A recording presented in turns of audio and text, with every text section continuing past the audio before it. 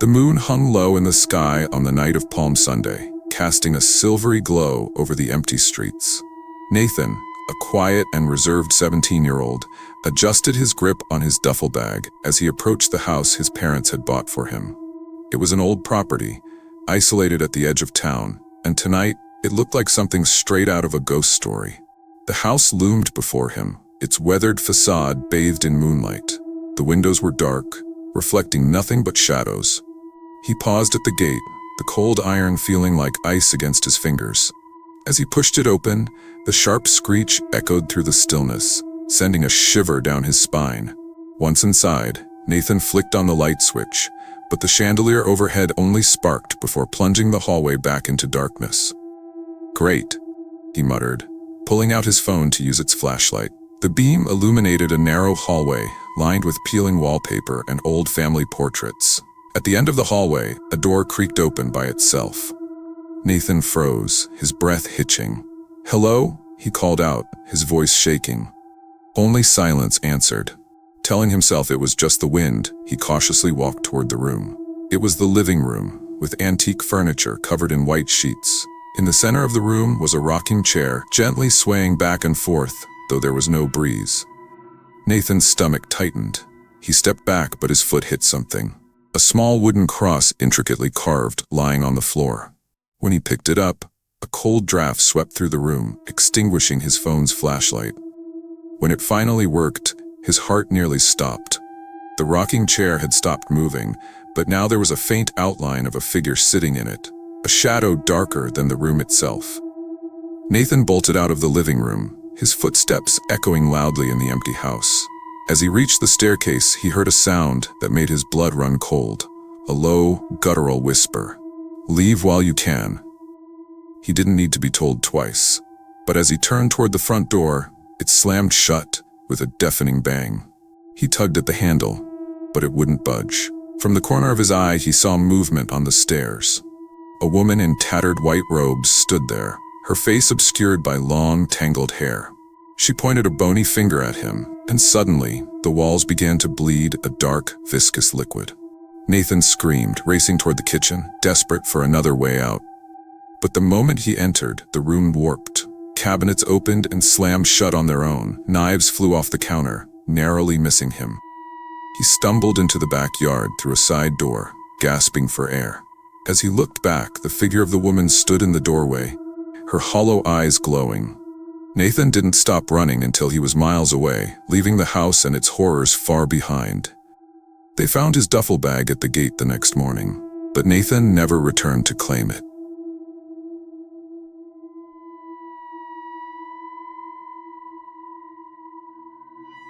Ryan had always been an excellent student, but with his final exams approaching, the distractions at home became unbearable. His younger siblings' constant noise and the TV blaring at full volume made concentrating impossible. Desperate, Ryan decided to rent a small, secluded house in the countryside. It was cheap, quiet, and perfect, or so he thought. The house stood at the edge of a dense forest, far from the town's blink streets. Its faded wooden exterior, cracked windows, and ivy-covered walls gave it a rustic charm that Ryan found appealing.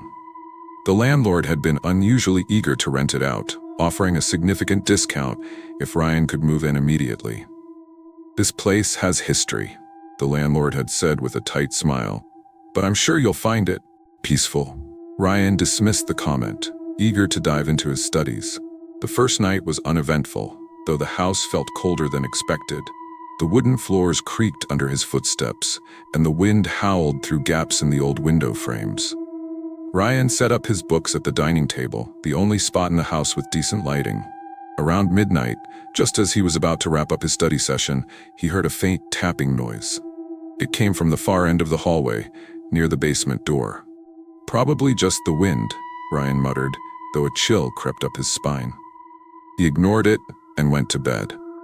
The next day, Ryan explored the house during a study break. The basement door caught his eye. The paint was peeling, and scratches marred its surface as though something or someone had clawed at it.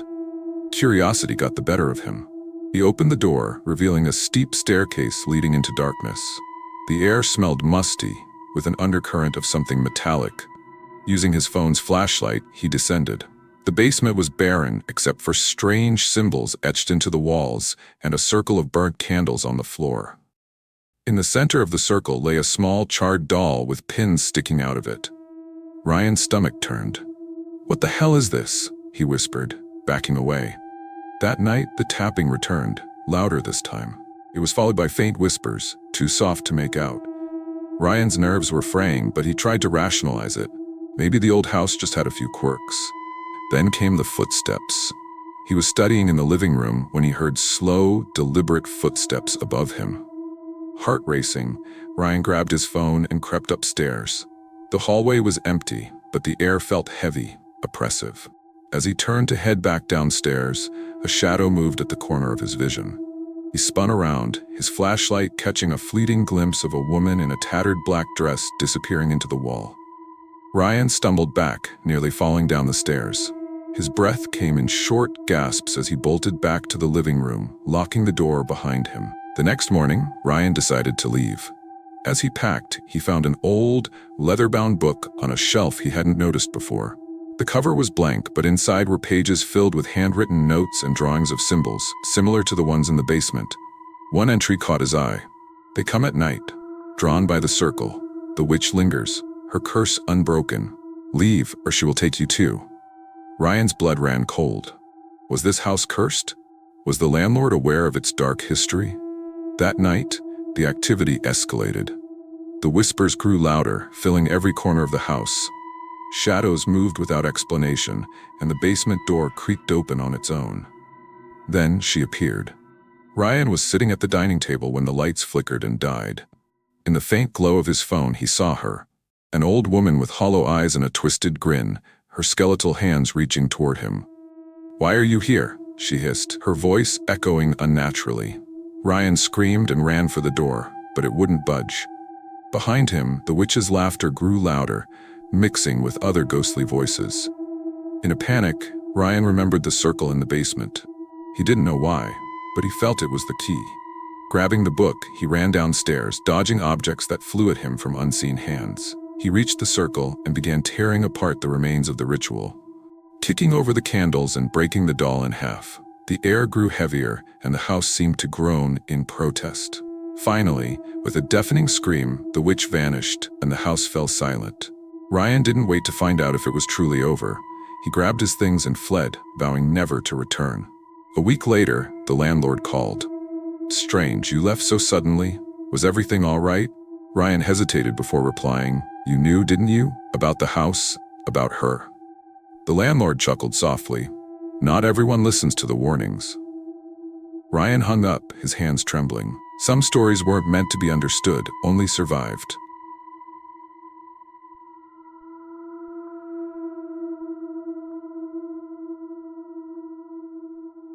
Emily always loved the idea of living in a historic home. When her company offered her a fully paid, vintage-style house as part of her relocation package, she thought it was a dream come true. Nestled in a quiet neighborhood on the outskirts of the city, the house exuded a certain charm with its Victorian architecture, tall windows, and sprawling garden. For someone eager to leave the chaos of the city, it seemed like the perfect sanctuary. As Emily unpacked her belongings and settled into her new home, she couldn't shake the feeling of being watched. She chalked it up to first-day jitters in a strange place. But as the sun set and shadows crept across the walls, the house began to reveal its secrets. The first night in the house was unsettling. The air inside was cold despite the summer warmth, and the silence was unnervingly loud. While brushing her teeth, Emily noticed the bathroom mirror fogging up, even though the tap water was ice cold. As she turned to leave, a message began to form on the misted glass. "Leave while you can." Emily froze. Her breath hitched as she scanned the room, finding no one there. She convinced herself it was just an odd trick of condensation and hurried to bed, trying to calm her racing heart. The next few days were quiet, but the house's presence was unrelenting. Emily started hearing faint whispers, always just out of earshot. At first, she dismissed them as creaking pipes or the wind slipping through cracks. But one evening, while she was organizing her home office, she distinctly heard her name. "Emily." The voice was soft, almost a whisper, but it was unmistakable. Her blood ran cold as she turned toward the sound. The room was empty, but the air felt dense, suffocating. Shaking, she grabbed her phone to call a friend. But as she unlocked the screen, a notification popped up. "You're not alone." The phone slipped from her trembling hands. The house's activity escalated with each passing night. Lights flickered on and off, objects moved on their own, and Emily felt invisible hands brushing against her as she walked through the house.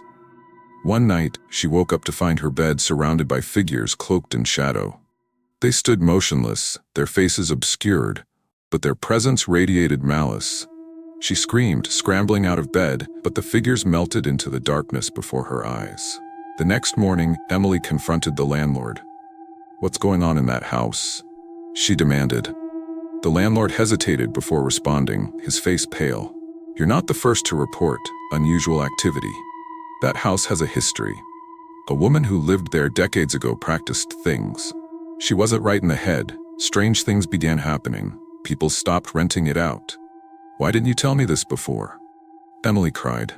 "You wouldn't have taken the job if I had," the landlord admitted grimly. Determined to uncover the truth, Emily began searching the house for clues. In the attic, she found a dusty chest filled with old photographs, journals, and strange objects. Candles, jars of herbs, and crude dolls made of sticks and cloth.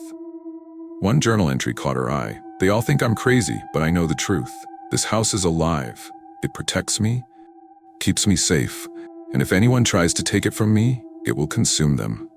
As Emily read, the air grew colder, and the attic door slammed shut.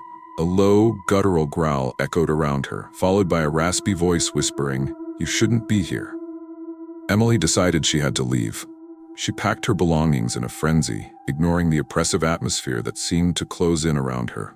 As she carried her suitcase downstairs, she saw her reflection in the hallway mirror. But it wasn't her. The reflection smiled wickedly, even as her own face remained frozen in fear.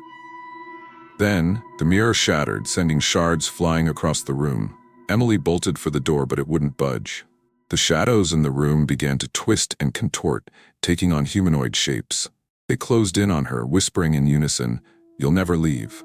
Her chest tightened as she gasped for air. The whispers grew louder, turning into an ear-piercing screech. Emily collapsed to the floor, clutching her chest. The next morning, Emily's co-workers, worried after she didn't show up for work, called the authorities. They found her lifeless body sprawled on the living room floor, her face frozen in terror. News of her death spread quickly through the town. Rumors of the haunted house resurfaced, and the locals began avoiding the area altogether. Some claimed to see her ghost peering out from the windows, while others reported hearing her desperate cries for help late at night. The house stood empty, its windows dark and uninviting. But for those brave or foolish enough to get close, the message remained the same: leave while you can.